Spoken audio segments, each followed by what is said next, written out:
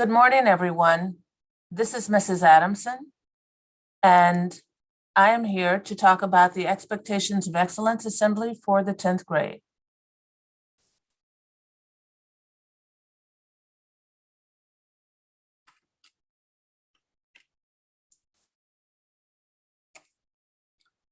As we are waiting for people to come in, I'm just going to show some pictures from the class of 24 from our social at the end of the school year last year. So take a moment to enjoy looking at those.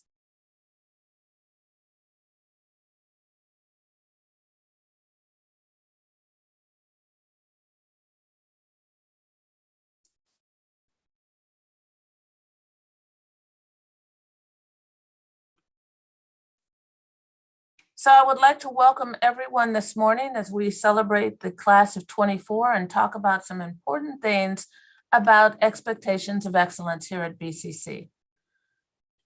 Welcome, and we're going to go through who's who at BCC. We're going to talk about excellence at school and what that looks like. We're going to talk about SGA officers and information about SGA, and we're going to talk about academics and supports. I have joining me today Mr. DeMunter and Ms. Connie from the counseling office, and you're going to hear from them later in this presentation. So first up, let's talk about the administrative team. We're going to talk about the fact that we care and we're emphasizing connections, access, rigor, and engagement. So starting at the top with your principal, Dr. Mooney, look for him in the hall. Dr. Mooney is always here to show that he cares. Ms. Teicher is our school business administrator. And then we have in order here, Ms. Riscala, Ms. Adamson, that's me, Dr. Magera, Ms. Sutton, and Mr. Nelson. This is your administrative team, and we are here to serve you. I'm going to take a moment to talk about the activities administrators. So if you ask yourself, what is an activities administrator?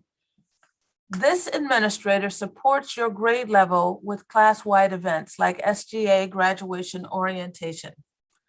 And if you remember, this is a change from last year. Last year, when you met me, I was not only the 9th grade administrator or the administrator for the class of 2024, I was the administrator for every student in the 9th grade, now 10th grade. And so that has changed a little, and I am still going to be the activities administrator, working with your SGA officers and planning events for you, but I'm going to explain how it's changed in terms of the grade that you're in with your alphabetical last name. So again, Ms. Riscala is for the class of 25. I am still the activities administrator for the class of 24. Dr. Magera is the administrator for the 11th grade class of 23. Ms. Sutton is a class of 2022, and Mr. Nelson supports all classes.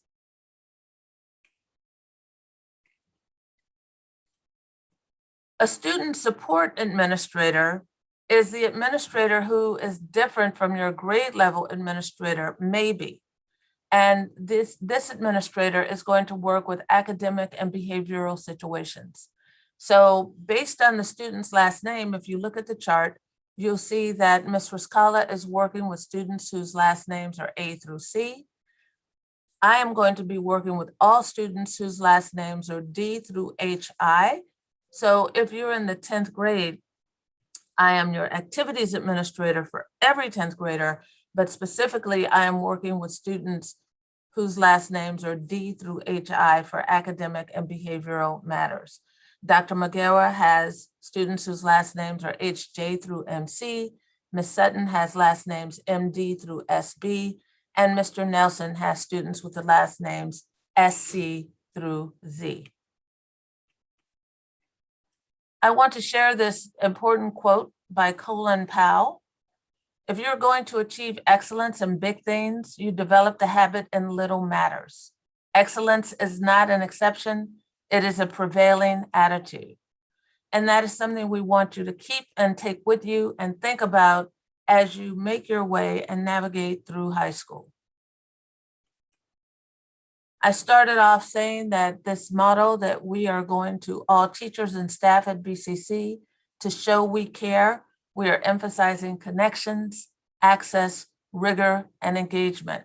And we believe these four components are essential to your success in high school. We're going to work to build connections, to make sure all students have access to a variety of courses and activities, that there is rigor involved in your education, and that every student is engaged to get the best education that they can here at BCC.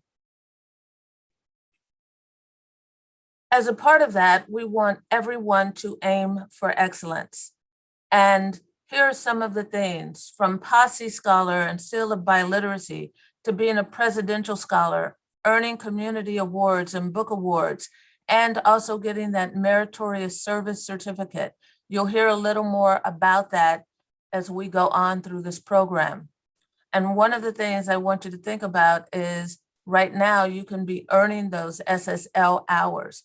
And so I believe Ms. Connie is going to talk about that later in the slideshow, but just keep your ears perked for it, because all of these things are things that you can be recognized for at graduation. When it comes time for you to walk across the stage, we are hoping that everyone walks across that stage, and that's an accomplishment in itself. But there are some things that some graduates are going to have that mark them as candidates of excellence when they have gotten to graduation. And these are some of them, and you can start working towards them now. So don't rule it out, find out what these things are, and we'll keep you posted. Here's something else about what excellence looks like. These are things that you might do here at BCC to get involved. We have It's Academic, BCC TV, you'll start seeing that. We have MSP. Many students are involved in that and do a lot of worthwhile activities. Youth for Equity, of course, the IB program, diploma-bound students, and all of you in 10th grade will do an MYP project. We have Link Crew. Some of you have heard about it. And next year, some of you might apply to be Link leaders. Best Buddies, Girls Who Code, BCC Theater. Once Upon a Prom, they host the giveaway, the dress giveaway, and the Pine Tree, which is a yearbook. I'm going to talk about Tadler in a moment separately, and also Barron Athletics. There are such a wide variety of things that you can get involved in. So make sure you look for something that works for you. As I said, here's information on the Tadler. I'm going to pause here because if you want to take a picture of the screen to get this QR code to take you to BCC Tadler, they want you to follow them on Instagram, and you can follow at BCC Tadler. And students who plan to write for the Tadler one day, this is a great way. Once you start reading the Tadler, you can also take the course and become a writer for this very prestigious publication that we have here at BCC. Again, if you want to take a picture of this image, please do so now, of the scan code.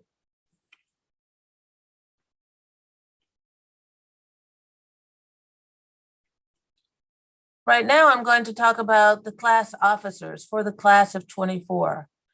I'd like to recognize and acknowledge Ryan Magid. He is our president once again.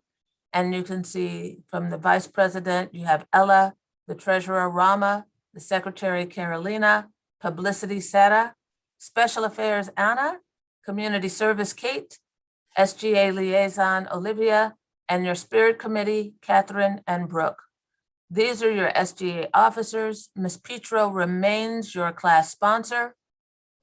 And if you did not get a t-shirt, and I'm not sure, it doesn't seem like my camera is showing me, I'm not sure why that is, but if you did not get a class shirt, I'm actually holding one up, but I don't think you can see me.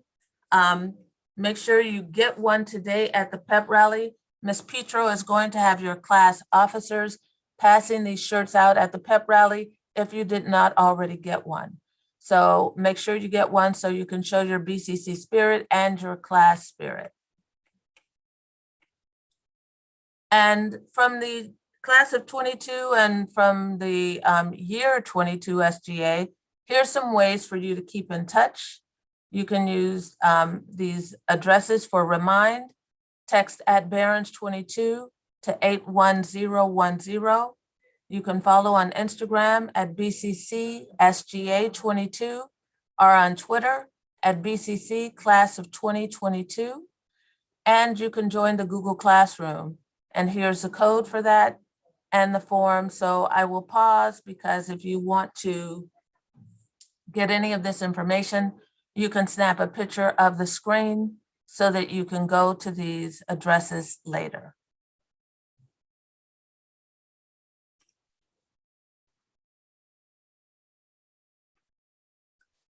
And now we're going to talk about academic eligibility. This is really important because right now, coming off of the closing and the pandemic year, everyone is academically eligible. Students have to have a 2.0 GPA with no more than 1 E. And right now, we're allowing that everyone is academically eligible and can participate. This can change as you start earning grades. So keep your grades up, maintain a 2.0, and get involved. We want everyone to get involved because we know that involvement in extracurricular activities helps you to become and stay involved and in school and be successful in your classes. And now I'm going to turn it over to Mr. DeMunter. Sure, thanks, Ms. Adamson. Good morning, everybody. I'm going to talk to you a little bit about just the counseling breakdown. I'm sure you've seen it around and have identified who your counselor is. To me, it looks kind of messy, but the idea of the chart being sort of spread out by grade level is to actually keep it cleaner for you guys over the year, so there's no confusion. I'm one of 10 counselors at BCC.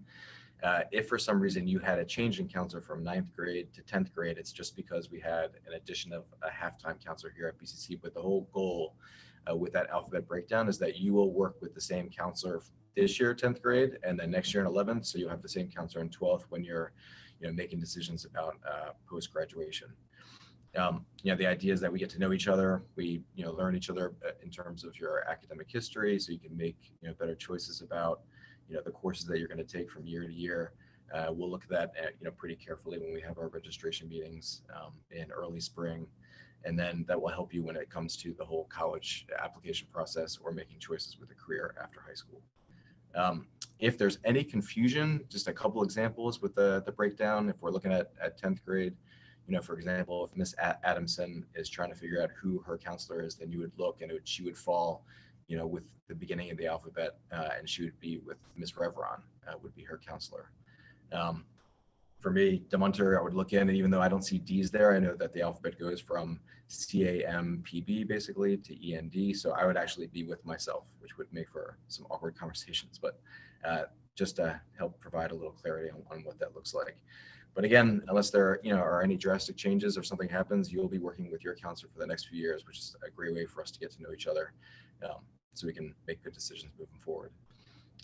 Most of you, since you're 10th grade and we were on the remote platform last year, you probably have not been to the counseling wing, so we would definitely welcome you guys coming by to say hello. We're in the A wing on the 2nd floor. You can't miss us. You probably walked by a bunch of times, but we would love to meet you since we haven't really had a chance last year other than remote. So it'd be nice to kind of touch base now before we have some meetings coming up through the year, to talk through courses or some of the lessons that we'll be giving you guys in the classrooms.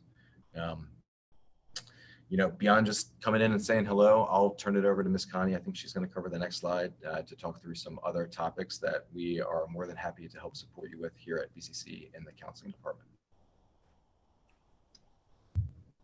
So hey guys, I'm Miss Connie, and we just want to review with you who we are and our role and some reasons you might want to talk to a counselor. So if you've been in Montgomery County Public Schools for a few years, You should be familiar with the position of a counselor because every elementary school and middle school has at least one or more counselors. So some of the things that, in the past you might have seen a counselor for in elementary or middle school might have been some friendship issues, some academic or teacher concerns, maybe some things going on in your family, any grief, loss of a loved one, things like that. So it's very similar in high school. We see you for all of those same reasons. The biggest difference is that we also, in addition to all of those things, will also talk about academic programming as we look at your post-high school plans. And like Mr. DeMunter said, we really want to get to know you. And that's why we keep our students all 4 years whenever possible, so that we can know you well and know what your post-secondary plans are and set up an academic program that makes sense based on your goals. And then also college, and helping you figure out, do I want to go to college? Is college the right choice? I hope for all of you, you're at least considering that as an option. And I look like Miss Adamson. Am I frozen to you? Yes, But can you hear me? we can hear you fine. Okay. You're frozen, but just, you're doing great and Okay. we can hear you. Okay, I just want to make sure you could hear me because the Chromebook sometimes gets a little tricky. So we want to talk to you about what your plans are after high school as well. And hopefully, like Ms. Adamson said, everyone's striving for excellence, and we want college to be an option if you want it to be. So we want to really make sure that everyone is doing what they can academically to be successful here.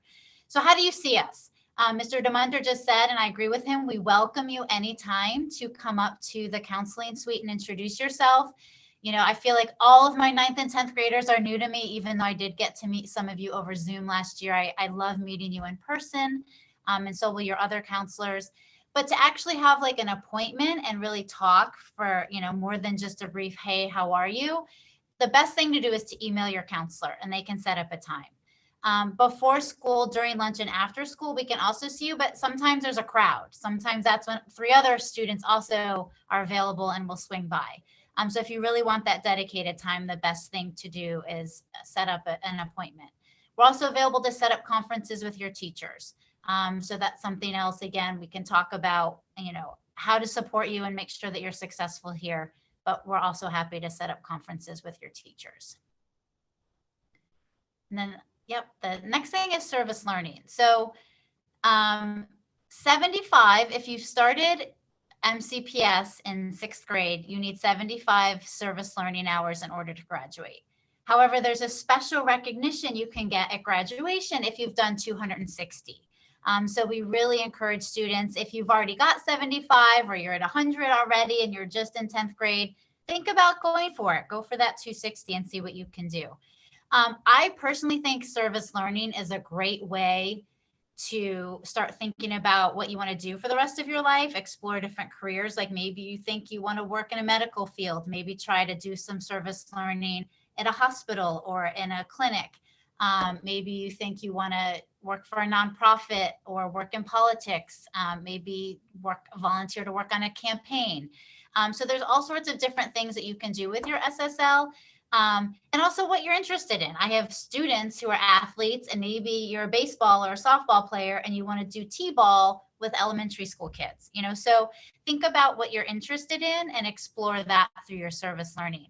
Our very own Miss Henry in the counseling suite is the SSL coordinator. She is happy to work with you, as is any of your counselors. If you're like, what SSL, how can I find it? Where is it? There's a great database that the county maintains beyond just MCPS, but Montgomery County whole. Like I could even look on the database as an adult, just opportunities for service and how to give back.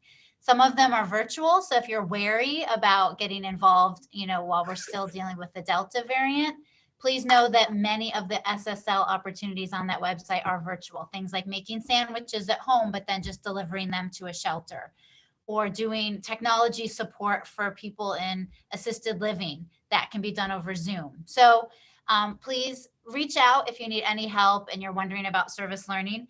You do have until April of 12th grade to get all of the hours into our system, which is there's a piece of paper you have to fill out with the supervisor of the service that you then turn into Miss Henry.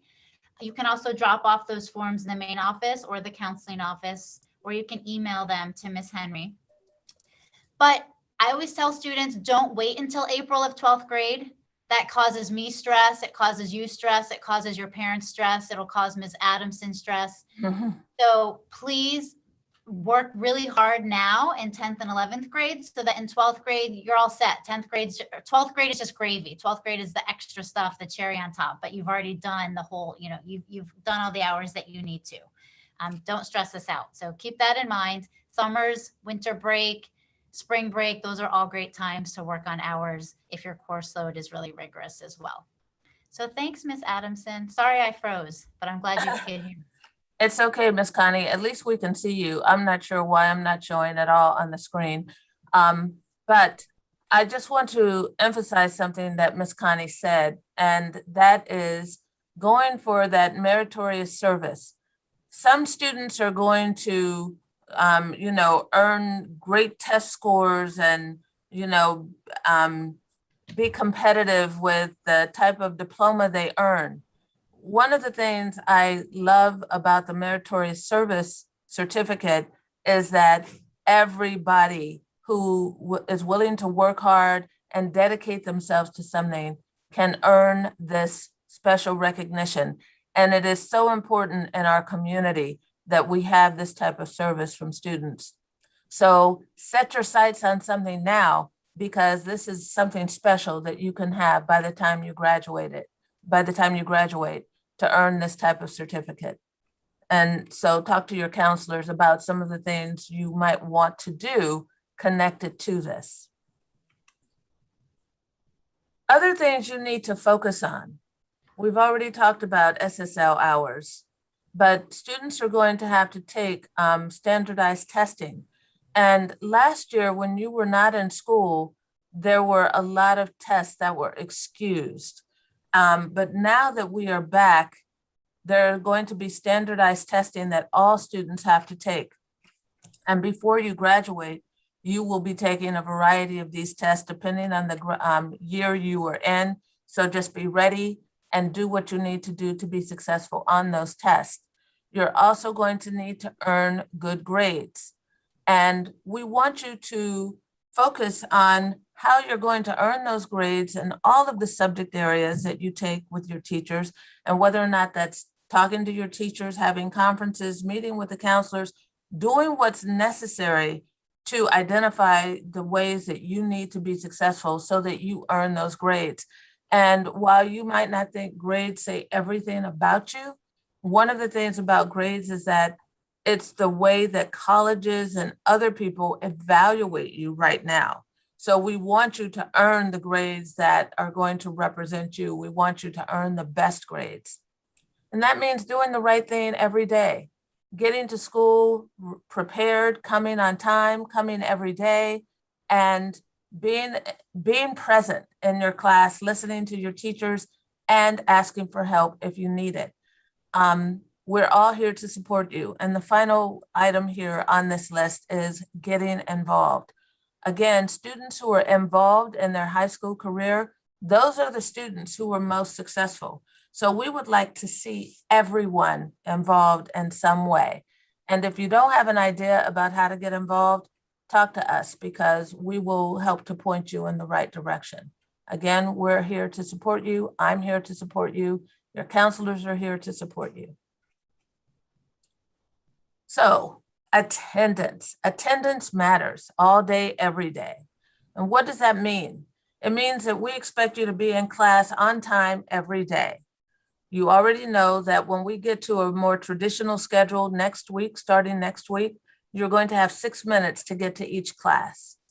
And if you are not getting to class on time, and if you're excessively absent, you may find that your teachers are going to set up conferences and have conversations with you and your parents. Because if you get 3 unexcused absences in a class, that could say that you're on a bad pathway. So they will contact home.